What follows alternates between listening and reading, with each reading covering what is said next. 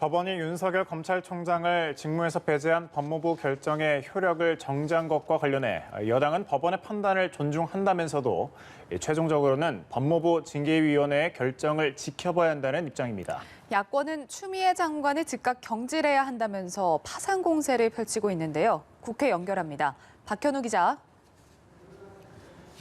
네, 민주당은 이른바 추윤 갈등 국면에서 추미애 장관을 지원하며 윤 총장의 사퇴를 압박해 왔죠. 일단 어제 법원과 법무부 감찰위가 잇따라 윤 총장의 손을 들어주면서 내부적으로는 당혹스러워하는 분위기도 감지되고 있습니다. 그럼에도 법원 판결 이후 처음으로 열린 당 회의에서 이낙연 대표는 검찰개혁의 필요성을 다시 한번 강조하며 전열을 가다듬었습니다.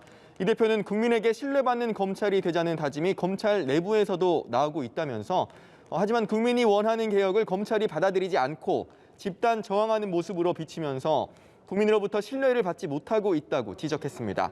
이 대표는 결연한 의지로 검찰개혁을 계속해 나가겠다고 강조했는데요. 김태년 원내대표는 윤 총장의 직무배제 결정에 효력을 정지한 법원의 판단에 대해서는 존중의 뜻을 나타냈습니다. 그러면서도 법원의 판단은 징계의 옳고 그름과는 무관하다면서 금요일로 예정된 법무부 징계위원회의 최종 결정을 지켜봐야 한다고 덧붙였습니다. 국민의힘은 이 같은 사태를 초래한 추미애 장관을 즉각 경질해야 한다고 목소리를 높였습니다.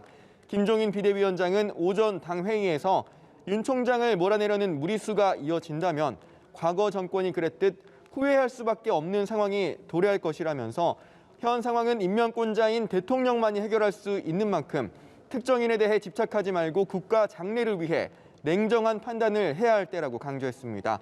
주호영 원내대표도 문재인 대통령이 직접 나서 추 장관에게 윤 총장에 대한 징계 취하를 명령하고 추 장관을 즉각 경질할 것을 촉구했습니다. 아울러 이번 사태와 관련한 국정조사 필요성을 민주당 이낙연 대표가 먼저 언급한 만큼 국회 차원의 조사를 위해 국정조사를 즉각 수용하라면서 민주당을 다시 한번 압박했습니다. 네, 박 기자, 이런 가운데 오늘 국회에서는 내년도 예산안 처리가 예정돼 있죠?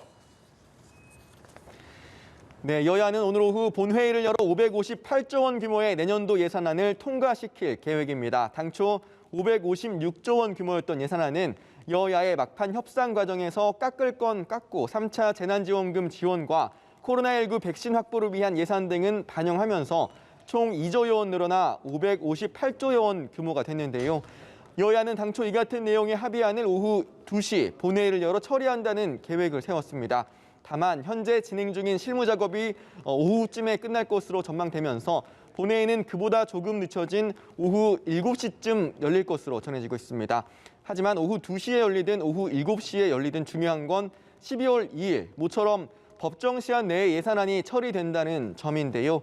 여야 합의로 예산안이 법정 시한을 지켜 처리되는 건 국회 선진화법 시행 첫 해인 2014년 이후 6년 만입니다. 지금까지 국회에서 연합뉴스 TV 박현우입니다.